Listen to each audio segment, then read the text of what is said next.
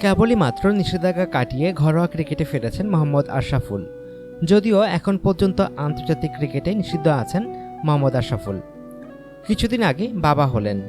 আশরাফুল দম্পতির ঘর আলো করে আসলো ফুটফুটে এক কন্যা সন্তান।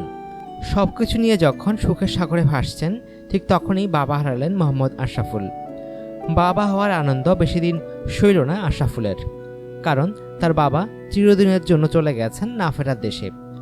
হঠাৎই যেন আশরাফুলের নীল আকাশ ছেয়ে গেল কালো মেঘে। এক প্রতিক্রিয়ায় আশরাফুল জানান, আমার বাবা আর পৃথিবীতে বেঁচে নেই, তিনি অসুস্থ ছিলেন।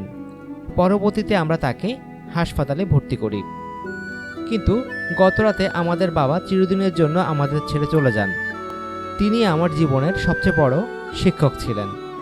এমত অবস্থায় আমি কিভাবে নিজেকে নিয়ন্ত্রণ করি? আমার বাবা ও আমাদের জন্য দোয়া করবেন।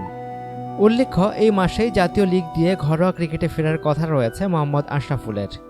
তিনি ঢাকা মেট্রোর হয়ে খেলবেন।